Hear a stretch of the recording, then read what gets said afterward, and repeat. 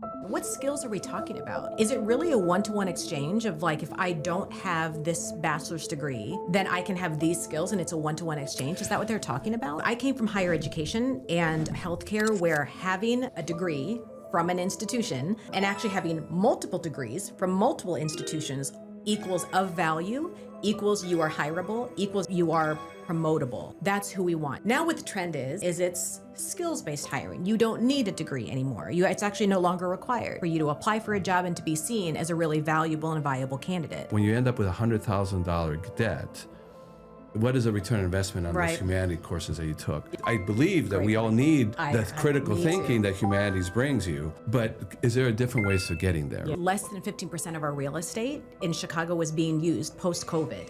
And so they made the decision to tear everything down. Everything is gone. I mean, the number one asset for any organization are your people. Treat your employees as if they're your consumers. Consumer trends, as you pointed out, change rapidly and can be fickle, but companies don't complain about that. They follow that. They do. And that's where the competitive advantage is for selling. Well, the competitive advantage as an employer that attracts talent, keeps the talent, and makes sure the talent is productive is to actually follow the consumer, in this case the workforce, to see what is the latest with them, interchanging with that workforce every single day. If the market trends a certain way, they have to redo products, they have to redo commercials in order for the company to stay relevant and so that the brand stays on. I think what you and I are saying is the exact same thing. Okay, so HR professionals, you have to do the same thing. The market has shifted. The environment has shifted. We have to stay relevant. Human assets have to stay relevant. We as a company have to stay relevant, so how do you do that? Welcome to Disrupt the Podcast with Andrés Tapia and Eloiza Domingo, where we challenge conventional thinking and look at the new ways that are shaping our future. So today, we're going to really leverage a lot of our background, actually, and we're going to talk about, in this episode, disrupting human resources, what we call HR. Both Andres and I have worked deep and broadly and long, actually, in the field of HR. And we want to talk about three particular trends. There's a whole lot of trends that are going on, Andres, right now in HR, but I think when you and I discussed this episode, we talked about three things that are kind of the advent of this, right? First, and we may or may not go in this order, some of the three that we were talking about was skills-based hiring and skills-based promotion. Another one was this idea of burnout. And one of the contributing factors is the third one is this return to work, or just this kind of consistent battle around virtual work environments. Yeah. And actually, let's frame it even bigger before we dive in. And that is that HR, like every discipline, is going through great amount of disruption. I mean, there's some major companies that have talked about not needing HR anymore, that it could be replaced by AI. And in fact, AI is already doing a lot of filtering of resumes, even making some preliminary decisions about who should be hired or not hired. And so, HR is in a cost management intensive environment, and with certain things being questioned about whether it's necessary to be done for a corporation, and whether, it can be outsourced to the AI or the outsourceable HI that is in different parts of the world. So you and I have been part of organizations where risk reduction in force is real, and HR tends to be, kind of a victim, of those things for all of the reasons that you're, talking about. So which one of these do you want to dig into? Well, any one of them is putting a great amount of stress on human resource professionals, right? Let's talk with burnout. How's that playing out for corporations, and where does HR come in that? So, in 2019, COVID hit hard. That challenged us in a lot of different ways. It challenged us to think differently, but really to work differently. I think every one of us now has an office space somewhere in their house, whether it's at their kitchen table or standing at a desk somewhere, or you borrow, a couch because that's where you have to work, now. That's a huge, trend shift. And I'll just speak for myself as a working mom, that puts a lot of pressure on me to figure out how am I also working at home, but also retaining, kind of my sanity, the ability to be productive, to manage my team from a computer that's only, 100 yards away from my laundry room, And so burnout, it just essentially is also a physical part. Well, yeah, and let's look at the things that the workforce is dealing with that then create pressures on their behaviors and in the workplace, and that therefore HR has to come in and step in. So we have talked in previous episodes about how much trauma there is for political reasons, economic reasons, environmental reasons, right? Mass shootings, as well as the stresses of just work-life management and responsibilities. So that's one. Number two, the nature of work is changing in terms of where we work, when we work, how we work, right? Yep. So we are we've deconstructed the workplace, we've deconstructed the work time, and the work day, and we're deconstructing even what is a work team. Yeah. Because who's the team? Is it the people you're physically with? Are they in your city? Are they spread out around the world? Is it AI a team member or not? Right. Right. So. And then what is the culture then of that organization in which you're working? Right.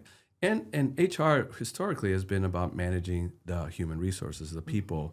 But if the people are dispersed, the people are invisible or away, if the people are on screens or not screen, it's a much more difficult way to manage the workforce. And then there has implications for the policies and processes and procedures that are put in place that are every day become more and more obsolete. Yeah, absolutely, absolutely. So we want to acknowledge that a lot of our HR professionals are handling, as you mentioned, trying to figure out all the solutions to all of these pressures, and then also retain their own roles as HR professionals and figure out how just HR as a field exists now. Well, and HR has always struggled with a little bit of a stigma. Yeah, they right? have. I agree. They carry the burden of their organization in a very intensive way. In many ways, they can be the ER of the workplace, where all kinds of things show up at the doorstep, unplanned, unannounced, but critical. Yeah. And yet, so much of the work doesn't get respected. And the HR professionals who've been very successful are the ones that, yes, they understand that they got to deliver on the transactional side, because if you don't, then the thing falls apart. But they've been able to elevate their presence and their leadership into the transformational, business partner. And so I think that that whole concept of HR being positioned strategically as a business partner, I agree, couldn't be even. It's always been important. But now this is a moment for HR to really slip in there, because business leaders are at a loss about how to manage their people in an effective way when everything around them is changing. Yeah, absolutely. Well, and it's interesting because, having been in HR myself, I know that you've felt this. When you walk into a room or you join a meeting, a lot of people just, kind of roll their eyes because people look at HR as kind of the punitive, group. Oh, your HR is here because you're in trouble now, or HR is here because you've done something wrong. But I agree with you entirely. Like, repositioning HR as an operational necessity, not as a service. HR has always been positioned as a service part of the organization, and that's, I think, why some of the value has gone away, or have people perceive that it doesn't have as much value. But positioning it, especially now, as an operational necessity and a mission critical, especially given the burnout is. And I would add really also important. A strategic necessity. Yeah. Because when you and I talk about disruption, we talk about organizations having to move from wherever they are to another place, and you got to change your strategic intent, your goals, your KPIs, and along the way, your supply chain processes, or even the relationships you have with different vendors, how you market your products and services. All those are understood. But if your people don't move with it, if they don't understand the why for the change, they don't understand what is expected of them to behave differently, and they're not rewarded differently for the new behaviors, then no matter how well thought out that business strategy is, it won't execute. And this is where the excellent HR executive who sees that they are a business partner, a strategic partner, to say, I see where you want to go, CEO. Let's make sure that your people follow. Yeah. And this is what needs to happen. Yeah, I agree. Well, and everybody says, the number one asset for any organization are your people. You spend a lot of money and time on your people. And so to get the largest return on your investment is to implicate them and to involve them strategically. I completely agree, with that. One of the things, Andrés, that you and I also talked about is this return to work part. And now our teams are very dispersed. So when I joined Allstate in 2021, we had the big building. It was this beautiful building in Chicago down on the interstate. And when I joined, it was right after COVID. And Allstate, like many organizations, decided that it was too much money because all the real estate that we had bought or that we were using was no longer. And it was remodeled not that long ago, entirely, end to end. It was remodeled. Right. You're right. I forgot about that. That's right. But that a whole bunch of real estate was no longer being used. Anywhere between, I think, at least for Allstate, it was less than 15% of our real estate in Chicago was being used post-COVID. And so they made the decision to tear everything down. Everything is gone. It's leveled. It's completely it was leveled. Several acres big, and you go by it on the interstate, and it's gone. And it is leveled to the ground. Yep. Yeah. And then the right across the street is Estellas, where I also used to work. Estellas owned these two beautiful buildings. You remember that? That's where you and I, kind of rekindled our friendship. And one of the buildings has now been sold, and so Estellas only uses, I think, half of the second building. So again, real estate is gone. And so HR, that's another, kind of trend and an issue that our HR professionals, our HR colleagues are handling. This idea that now we're asking people to come back. But what are they going to come back to? Yeah. And where? So let's. I would love to hear your thoughts about that. Well, let's talk directly about the return to work. It seems that the trends are that the companies that have asked their workers to come back 100%, that has really been very difficult culturally and for a lot of people. And I would argue sort of not as inclusive of recognizing that all of our lives are very complex and having the flexibility is helpful. And then the companies that have said, no, you can work wherever you want and there's no return to work, they have also suffered because they lament the loss of culture. And that there's something about the interpersonal, being together in person, that really is understood to be the thing that knits the culture. Yeah. And I think the ones that have found the sweet spot are the ones that say, hey, back at the office 2 or 3 days a week, right, and let it be the same days a week for most people, right, so that you don't show up on a day when no one's there, and then it defeats the purpose, right? But invariably, I can't tell you how many people I've talked to, and the trend data also shows this, that they are grateful for it. Like they kind of, oh man, I have to get up and get dressed and get a commute or whatever. But once I'm there, it's nice to connect, and it feels really human, right? Especially in an era where we're behind screens and dealing with AI all the time. To connect with a human is like, lo and behold, what a great idea. I know. It wasn't too long ago that we used to do that. So let me ask you, what's interesting though, is as you were saying this, in some of my return to work scenarios, as you mentioned, let's get everybody in or as many people in on the same day so that you can optimize on community and optimize on how many people are there. However, inevitably, when you come in, you're still kind of finding a space, tucking yourself away, and still doing Zoom calls. Yeah. So there is still this concept of, I'm going to get dressed and I have to go in for RTO, return to office. I'm going to go in on the Wednesday, Thursday, or whatever day, I'm required to go. I'm going to say hi to Andrés, and then we're all going to tuck into our little rooms. But that's why companies that are doing this well recognize that they have to design those days. They have to design those days to give a reason for people to come in and be excited for it, and also to activate and the interaction. Yeah. So as simple as providing a free meal, some are providing entertainment. Yeah. Some are providing some team building things. Right. So that, the days of a passive workforce, and this is where HR comes in, right? Yeah. To say, okay, everybody come back to work these 2 days. Right. But you have to be programmatic. I was going to say orchestrate. And take advantage and orchestrate and design the experience, the interaction. I agree. This is not going to happen automatically. Yeah, and I think that's so. I agree entirely. For me, again, full transparency, I have definitely gone back to RTOs and said hi to everybody, walked through the space, said hello, and then found my space, did my Zoom calls, got right back in my car, and went. Certainly, I liked having access to my team. I mean, that was nice, to be able to walk in and say hi to my team. But I entirely agree that that's also an additional pressure, though. I mean, I don't think that any HR professional was prepared to say, wait, now I have to orchestrate. Yeah. What? And I would say yes. Yeah. And because they're coming back and they're going into rooms and not talking to each other, like that's really. But that's what a transformational HR professional and leader does. It's like, it's not enough to put the policy in place. It's not enough to do effective communications about this is the rules. It's not enough to figure out what the accountability measures will be of reward or not reward. You then have to then say, what is the responsibility of the organization to make it an attractive proposition? Yeah. Not just by a compliance, but make it something that excites employees, which then not only makes people positive about it, but that's the very thing that nurtures the positive culture that is attractive and retaining. Yeah, I agree. Well, and you and I both know, as you were saying this, I can't help but think about, the what we talk about here is disruptive, right? This idea of leaning into disruption and leaning into chaos.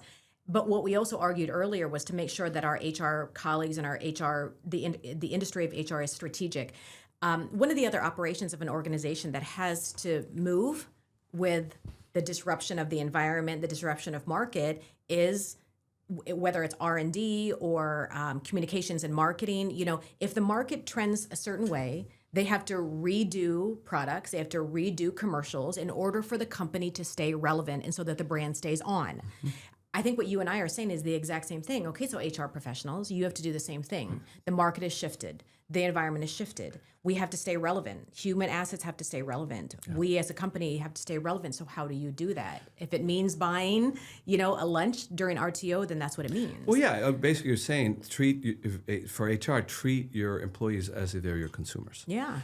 Consumer trends, as you pointed out, change rapidly and can be fickle, but companies don't complain about that. Mm-hmm. They follow that. They do. And that's where the competitive advantage is for selling. Well, the competitive advantage as an employer that attracts talent, keeps the talent, and makes sure the talent is productive is to actually follow the consumer, in this case the workforce, to see what is the latest with them. And they're changing with that workforce every single day. Absolutely. Yeah. So actually one more thing about the consumer, talent and consumer. I think that I'd like to bring in diversity and inclusion here on this. Sure. The marketplace is multicultural and diverse, and again, companies that are very savvy understand that, and they got a segment offering. So even as we make the case that hybrid may be indeed a good way to go to just kind of get the best of both worlds, there still has to be an allowance for the exceptions. Mm-hmm. Because there's people that for whatever different reasons, even that return to work, even if it's twice a week, might not be feasible. Yeah. And yet they have the wherewithal and the skills needed to provide value to the company. So I think I just want to add that caveat, if you will, as we make the case for hybrid. Yeah, no, and I agree. And one of the other caveats that I'll note here is I remember that, one of the top groups that struggles the most in terms of return to work and even hybrid work environments are working moms. Mm-hmm. And, once COVID hit and everybody started working from home, a lot of people took advantage of that and saved money by not taking their kids to daycare anymore. Or having daycare inside of their homes and these kinds of things. And then once their organization said, oh, no, we will come back, either like you said, 5 days a week or 2 to 3 days a week, that puts a lot of stress on working moms or working parents to say, well, wait a second, I got rid of my nanny, I got rid of daycare, I actually was also saving money, and so now you want me to do what? And come back and put my kid where? That alone is a really traumatic, again, as a working mom myself, not that I use daycare anymore, but I could imagine, if I was in that situation, it would be very difficult. And so we did lose a number of working moms because they decided it's not worth it, either economically, physically, mentally, emotionally. It's not worth it for me to come back to RTO when I changed my entire familial lifestyle to be with my kids. So I think that's also one of the other things too, is that HR, as you mentioned, there's a lot of diversity and inclusion, belonging and equity pieces that go along with this. At the same time, there are also people that said, well, but you're also not paying attention to the equity and inclusion because you're completely taking that away from me now. Exactly. So again, I think that this calls for human resource professionals to continue to elevate their game and to think disruptively about how they're going to address these challenges that are unusual, right? Yeah. Now, and speaking of disruption and speaking of diversity and inclusion, I wanted to also surface, as you had mentioned, this issue of skills-based hiring. Yep. What do we mean by that? What's happening in the workplace? Yeah. So from what I understand, and I want to lean into this topic because I've seen this. So let me start it this way. This is really interesting to me because I came from higher education and healthcare, where having a degree from an institution and actually having multiple degrees from multiple institutions equals of value, equals you are hireable, equals you are promotable. That's who we want. Just on paper alone, this is who we want. Now what the trend is, as you mentioned earlier, is it's skills-based hiring. You don't need a degree anymore. It's actually no longer required, for you to apply for a job and to be seen as a really valuable and viable candidate. So that's the trend that we're talking, about here. I completely agree with you from a DEI lens that opens up this idea of sheer inclusion, of really, really diverse talent, because it opens up this idea of accessibility. Admittedly, I come from the generation and I come also from a culture that values the degree. So what do our HR professionals do with that? Right, and let's talk about disruption. Now, this is a trend that has accelerated in the last 5 years, but it's been percolating for a while. But let's look at some of the statistics here. 52% of U.S. job postings on Indeed did not list any formal education requirement, which is up by half a dozen percentage points since a few years before that, but significantly ahead of where it was even a generation ago, where the default for corporation, except for the manufacturing jobs, but in the white collar jobs, was you had to have. I mean, that was a 100%. distinction, right? Between blue collar and white collar was, for white collar you had to have a college degree, and that has been completely challenged to the point that you start getting these kind of statistics, right? Statistics are huge. And what implications does that have, Eloiza, in your mind about human resources role in managing this in hiring and in promotion? Yeah, many of the people right now that are making the hiring and promotional decisions are people that came from backgrounds like me and you, where we were taught and conditioned that having the degree is of value. And so I do think that this concept of, you teach me a lot about just let it go. Let it go. There are a lot of biases, around, I have the degree. And then the bias within the degree, I also have the degree from what? Indiana University versus Harvard University, Columbia versus, Cornell. I mean, so there are all these biases, So I think a lot about managers learning how to kind of let that go. But I also question, you and I have had this conversation, what skills are we talking about? So is it really a one-to-one exchange of like, if I don't have this bachelor's degree, then I can have these skills and it's a one-to-one exchange? Is that what they're talking about? Yeah, well, let's make a distinction between technical skills and really other professional flourishing skills. What I mean by that is the technical skills is you have to be able to program or weld or be able to execute some very technical things that require some knowledge, some certification. There's some regulatory things that need to be done, and you want to make sure people can handle things safely and savvily and accurately. But this got conflated into, and therefore you need the entirety of a college education. Great point. And if you just focus on AI programming, for example. I mean, as much as I love humanities, but when you end up with $100,000 debt, what is a return on investment on those humanity courses that you took? I believe that we all need the critical thinking that humanities brings you, but is there a different ways of getting there, right? So I would say, yes, certain things require certification, a credential, a particular mentorship or even apprenticeship, but I don't want to lose the fact that I'm a big advocate of skills-based hiring for the plentiful jobs that can be done without a degree. In fact, the U.S. government here, the state governments, half of them have eliminated college degree requirements, and that impacts 22 million jobs. So think about 22 million jobs now are opened up to a lot more people, which is a diversity play as well, It is. right? I completely agree. But back to your question, one thing that I worry about, but I think HR needs to be focused on, how do we make sure that people have critical thinking skills, and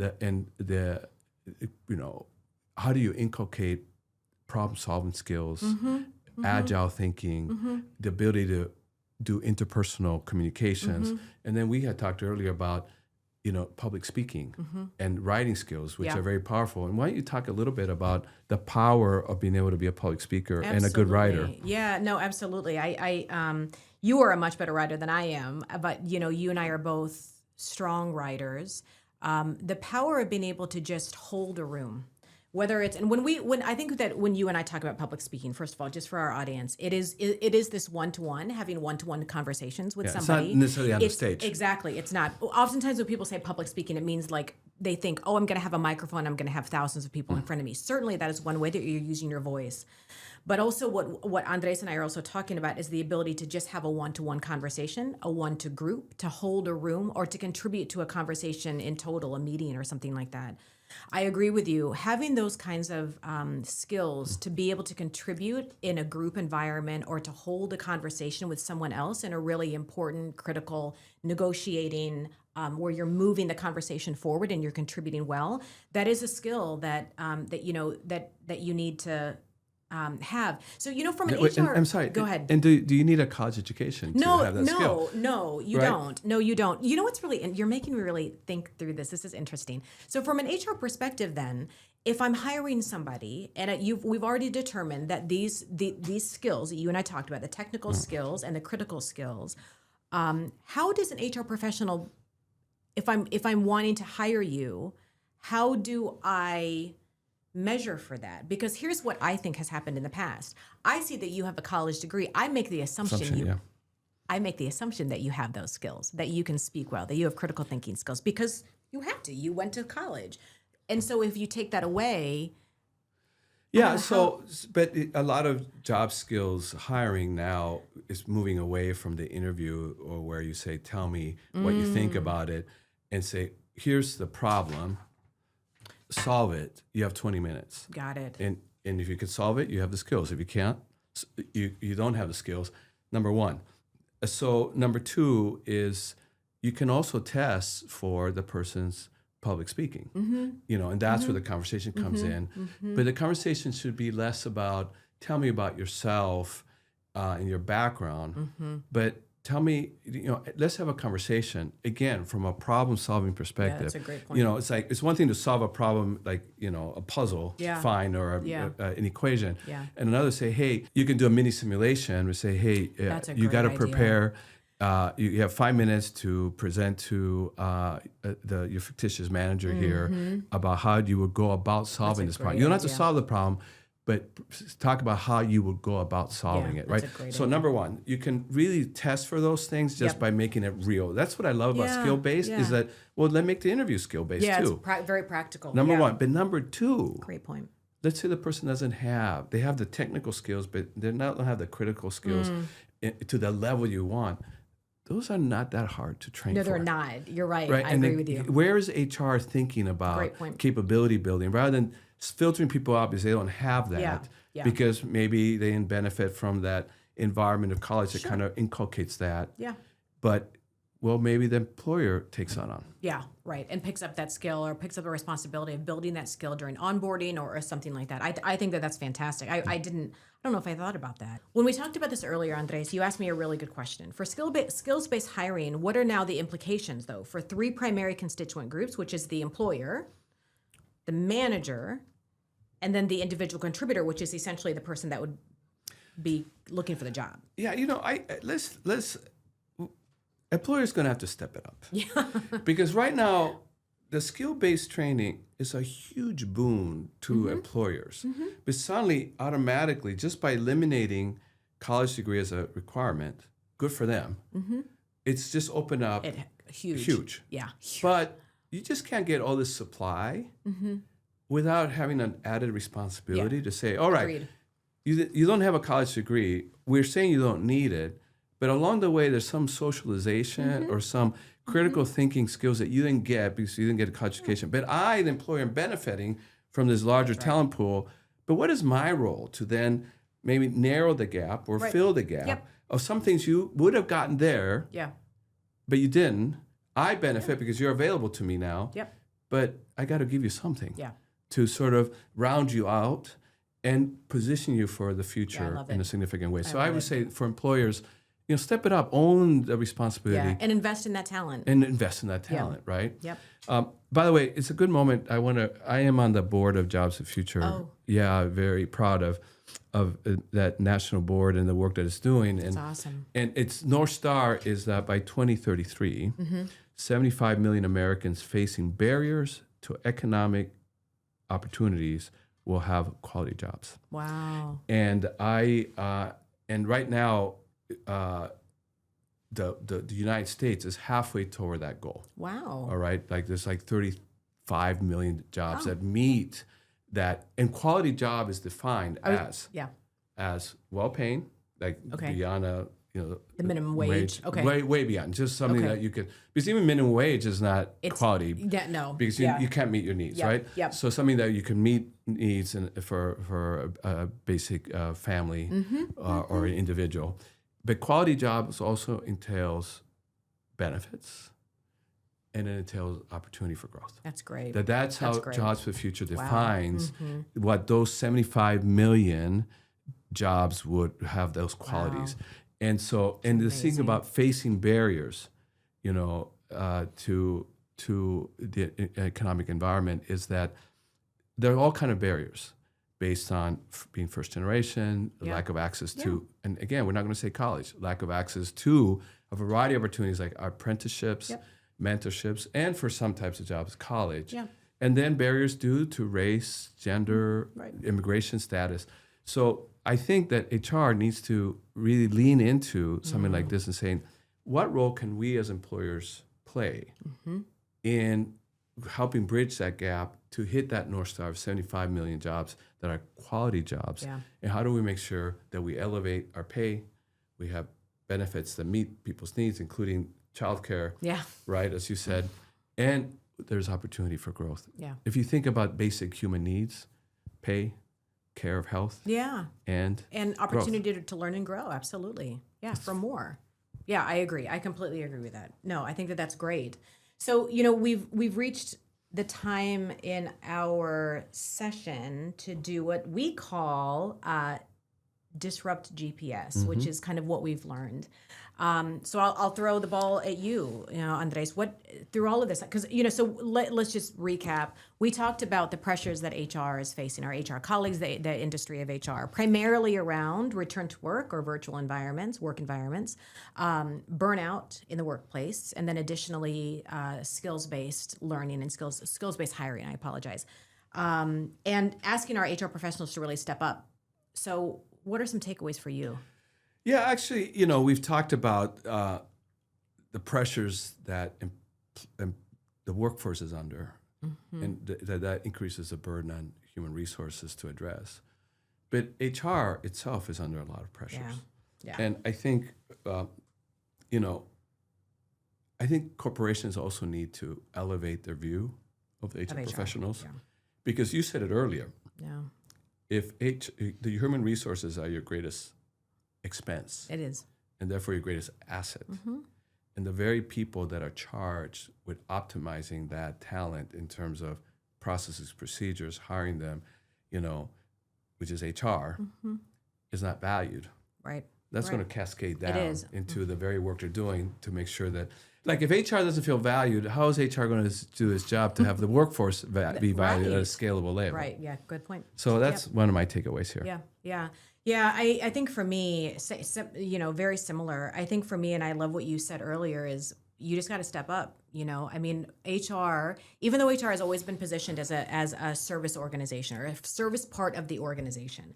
And so while I think that that's always positive, I think one of the things that I've loved about being an HR professional is that the more that you learn about the operations of the organization and you step in as a strategic part of the business operations and you position yourself in that way, unapologetically, by the way, then you actually can contribute not just to the changes and all the disruption that's going on, but you're also helping the organization continue to stay relevant. I think that's one of the biggest things. So I love that. And for me, that's the biggest takeaway. Yes, HR as an industry, our colleagues of, within HR are being challenged.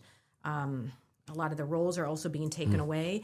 To me, it's so what?